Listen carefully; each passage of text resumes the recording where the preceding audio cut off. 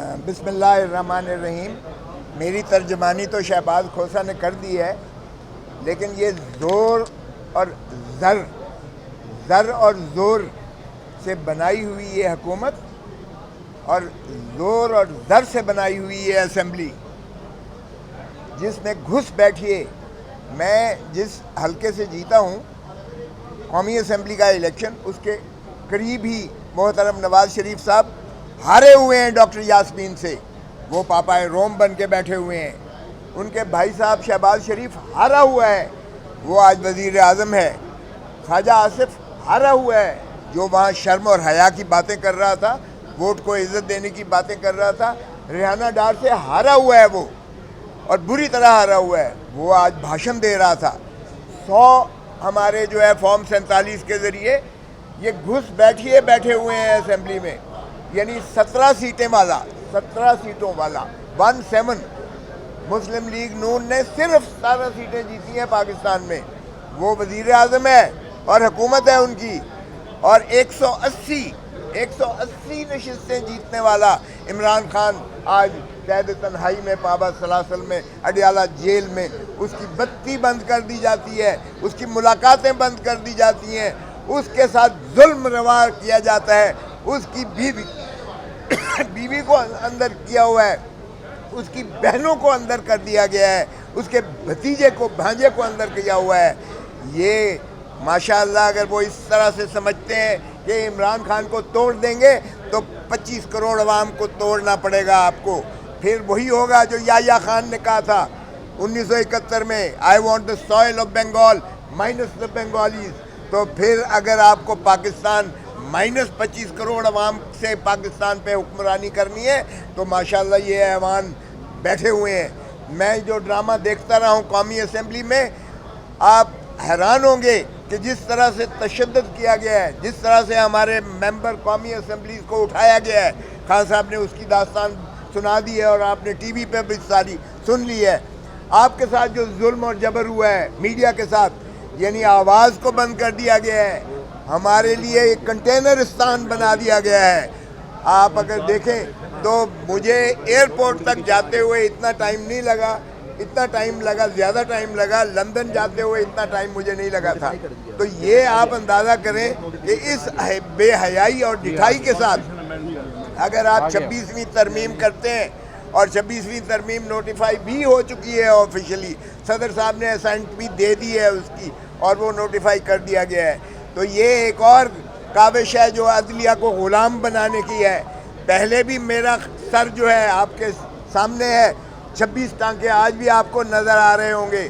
2000 جب افتخار چودھری کو، جب ہمارے چیف جسٹس کو کھینچا گیا تھا بالوں سے اس کے پی کے ہاؤس میں، سندھ ہاؤس میں، تو بھی ہم نے تحریک چلائی تھی. اور وہاں سے آپ دیکھیں کہ جو شخص مکے دکھاتا تھا کہ دیکھیے میری طاقت، وہ جب وکلا کالا کوٹ نکلا ہے اور اس کے پیچھے عوام نے تائید کی ہے تو پھر خش و خاشاک کی طرح بہہ گیا ہے. اور اس کی جو ہے جسد خاکی بعد میں مرنے کے بعد پاکستان میں آیا. لیکن شرمناک اس ادارے کو میں کہتا ہوں، سمجھتا ہوں کہ اس کو انہوں نے وہ دیا، یعنی آفیشل وہ دیا، حالانکہ وہ کنڈیمڈ پریزنر تھا جس نے آئین تو شکنی کی تھی. اب بھی آئین شکنی ہو رہی ہے.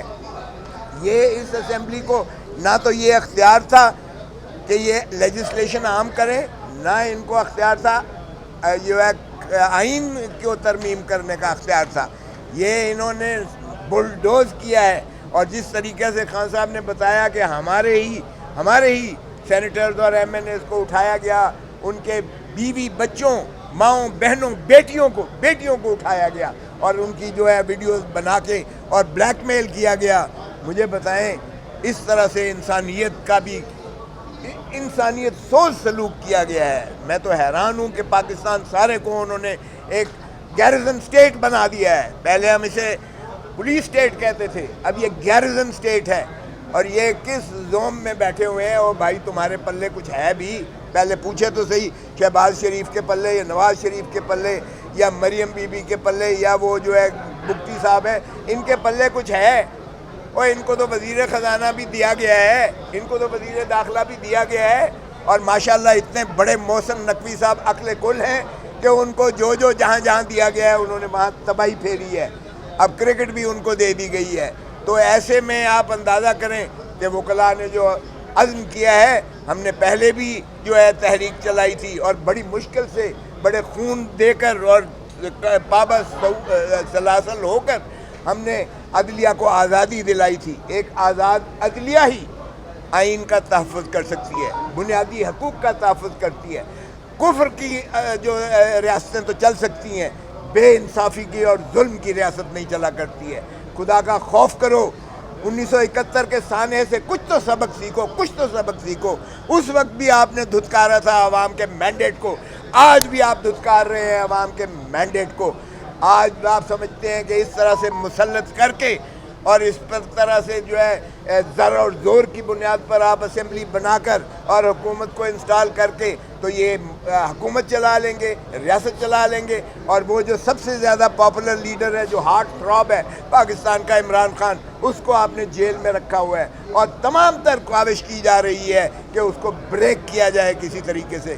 مگر وہ شیر کا بچہ وہ کہتا ہے کہ مجھے یہ انہوں نے قید تنہائی جو دی ہے اس سے میں ہزار گنا زیادہ اسپریچولی, فزیکلی اور مینٹلی زیادہ اسٹرانگ ہوا ہوں.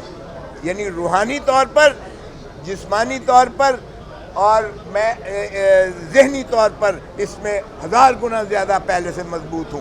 نہ میں ڈیل کروں گا, نہ میں ان چوروں لٹیروں کی طرح بھاگ کر ملک چھوڑ کر سرور محل میں جاؤں گا.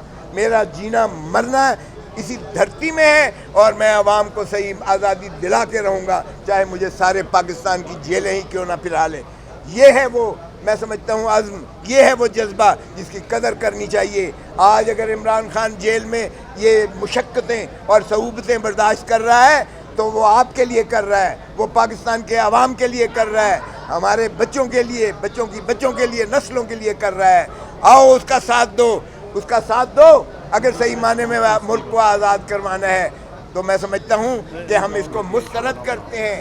یہ جو زر اور زور سے یہ جو فراڈ کیا گیا ہے, یہ جو پاس کیا گیا ہے, ہم اس کو فراڈ کرتے ہیں. بہت مہربانی. میں صرف ایک بات کلیئر کرنا چاہتا ہوں کہ یہ جو موومنٹ ہے اور یہ جو ہم نے پریس کانفرنس کی ہے یہ وکلاء کے بہاف پہ کی ہے, اس میں کسی سیاسی جماعت کا کوئی تعلق نہیں ہے. ایگزامپل ضمناً دی گئی ہیں. ہم سب پارٹی سے بو ہو کر آئین کے لیے اور عدلیہ کے لیے انشاءاللہ تعالی لڑیں گے. ایک فکرہ بولوں گا,